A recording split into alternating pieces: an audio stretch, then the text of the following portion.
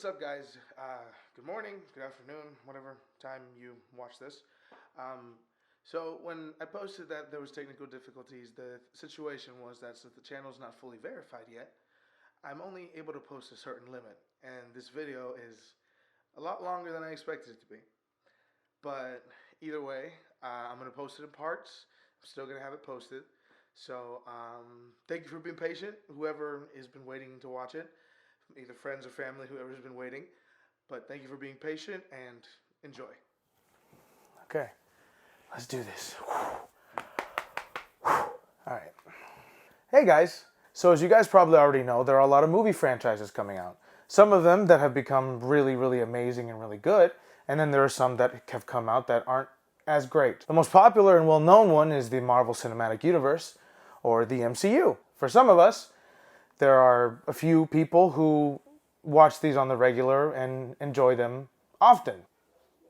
And then there's other people who haven't seen any of them or don't really understand what's going on. It's not their fault, it's not that they don't want to understand it, it's just that maybe they came in a little too late and can't fully comprehend what's going on. So whether you've started at the very end of a franchise or starting at the very middle, don't worry, I can fill you in. Let's go.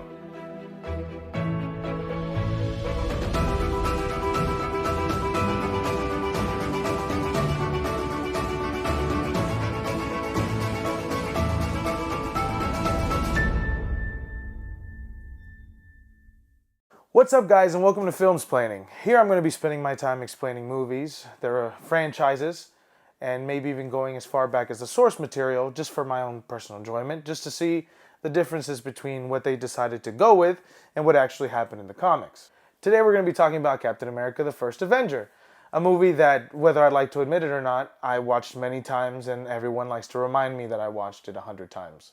But before I get started, don't forget, guys, to comment down below and mention any movies or franchises you want me to explain or just want to see me talk about. I promise I'll watch them. I'll watch them. So for some of you who don't know, Captain America is played by Chris Evans, who personally I think has the most amazing beard on planet Earth. But if you don't know, he has been in the Fantastic Four, which is another Marvel movie that he doesn't like talking about. He played the Human Torch. Or most recently, he was in Knives Out.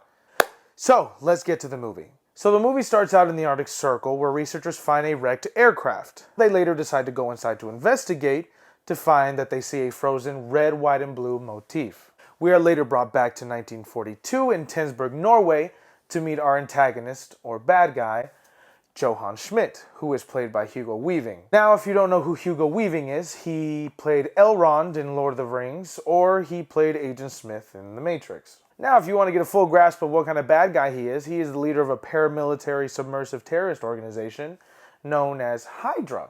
Hydra.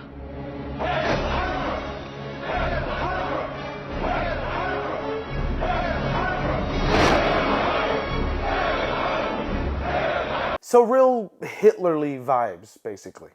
While Schmidt is being introduced, he is in search of this artifact known as the Tesseract, which is said to have untold power. As soon as he finds the Tesseract, he ends up killing the church keeper and the entire village. So again, if you didn't know what kind of bad guy he was, I hope that pretty much summed it up. We are then taken 1 year later to a military recruitment center during World War II, where we get to see that Steve Rogers was yet again rejected from joining the military. The main reason he was rejected is because of his really frail and skinny physique, and on top of that, the large amount of sicknesses that he had in that time. After he gets rejected, we get to see Steve later in a movie theater where they're playing military clips to support the war, and there's a man who decides to be really, really rude, and Steve tells him to shut up. Cartoon! Hey, you want to shut up? Together with Allied forces, we'll face any threat, no matter the size. To me, this scene is kind of important because you kind of get to see how tough Steve really is.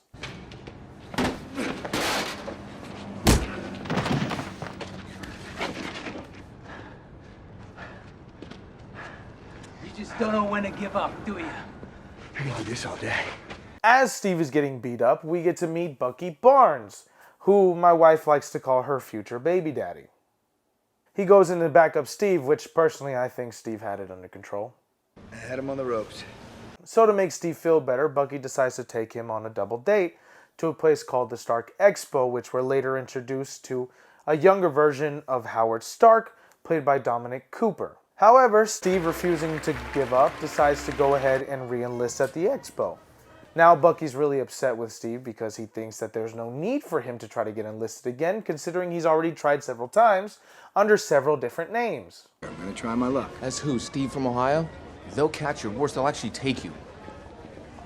Look, I know you don't think I can do this, but This isn't a back alley, Steve. While they're arguing, then comes in Dr. Abraham Eskrin, who's played by Stanley Tucci. The doctor comes in a little closer, kind of noticing the argument, and starts listening in on what Steve is saying. Now this line is kind of cool because it kind of shows again what kind of person Steve really is. Come on, there are men laying down their lives. I got no right to do any less than them. That's what you don't understand. This isn't about me. After they finish arguing, they hug it out, as best friends do, and Steve goes his way, Bucky goes the other way.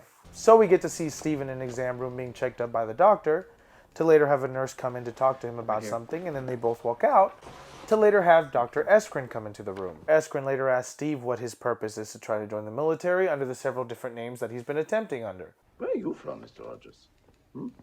Is it New Haven? Or Paramos? 5 exams in 5 different cities. that might not be the right file. No, it's not the exams I'm interested in. It's the 5 tries.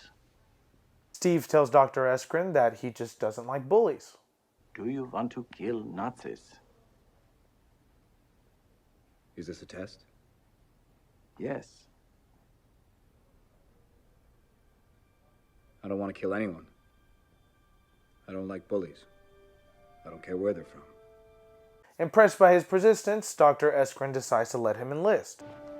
Congratulations, soldier.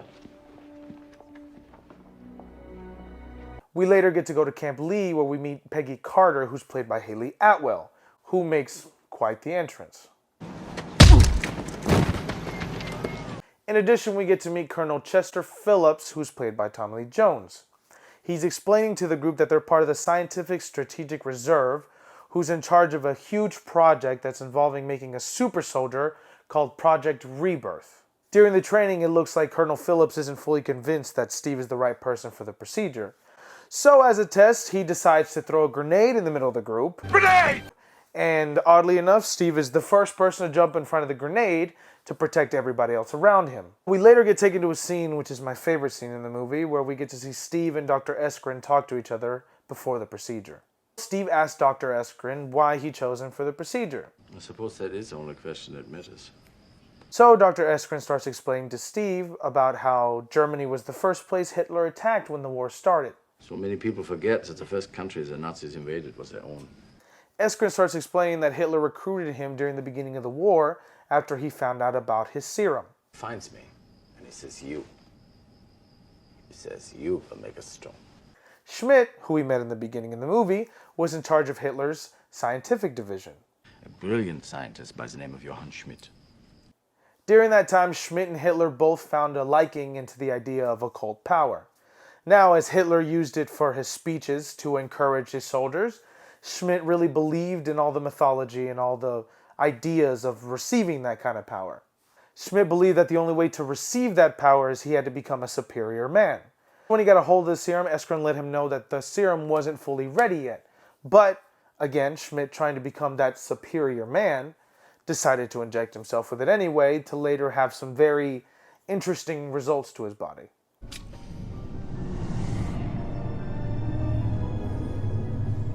Did it make him stronger? Yeah. But there were other effects.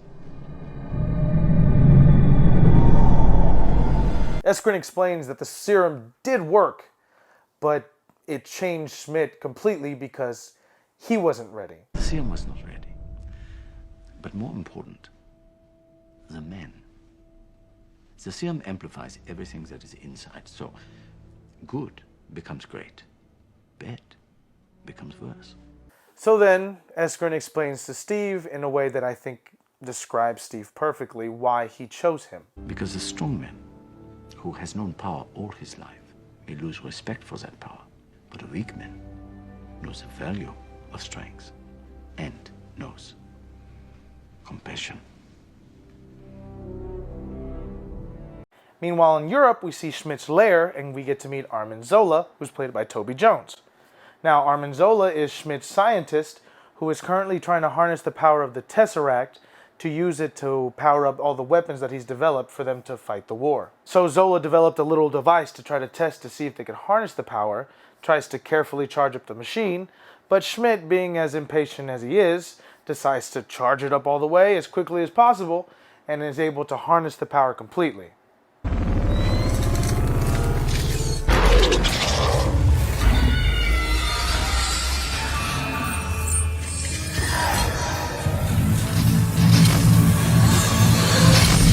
After being able to get the power of the Tesseract, they end up finding out the location of Schmidt and send an assassin to kill him.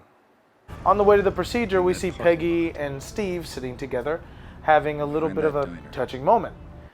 And during that time, Steve starts talking about his greatest hits, which consists of every single alley he got beat up in. But, of course, there was a little bit of subtle flirting. I guess I just don't know why you'd want to join the army if you were a beautiful dame. Or a woman. An agent, not a dame. You are beautiful, but... You have no idea how to talk to a woman, do you? I think this is the longest conversation I've had with one. When they arrive, they walk into an antique shop and they are greeted by Rambo Grandma, who just casually asks them about the weather. Wonderful weather this morning. She was later able to push a button to reveal a secret bunker where the procedure would be happening, full of, I'm guessing, scientists and politicians who probably paid for all of this. Steve is then placed in the chamber, injected by the super soldier serum, and dosed with Vita radiation, which, if you didn't know, is a special combination of wavelengths that's supposed to stabilize and to increase the properties of the serum in his body. After a very intense procedure, the chamber opens up to reveal Steve looking like a Greek god, basically. And which, by the looks of it, Peggy agreed by how quickly she just copped a field of the man, which, by the way, the actress apparently did that completely improvised. So, during all the excitement, the observatory room blows up, and Eskrin is later assassinated. And with one last touching moment, he reminds Steve of what he told him before the operation.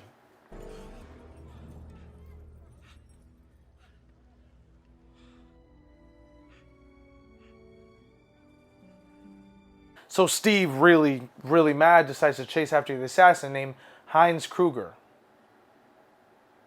Heinz Kruger. Heinz Kruger. Some of them that probably didn't become as successful. Oh, they don't. Sometimes you have to give them kind of trying to help you fully understand what happened in the movie, and nope, no, I don't like that. Who is calling me? Hi. Roman. Hey. You sound sick. What time are we practicing? Probably later. I'm in a little middle of a scientific decision. Hitler later sends the leader of his scientific decision. Hitler. I have never said Hitler so many times in a sentence. Hitler later sends the leader of his scientific decision. It's division. Hitler later sends the leader. Hitler later sends. I've said Hitler so many times. Hitler later sends the leader of his scientific division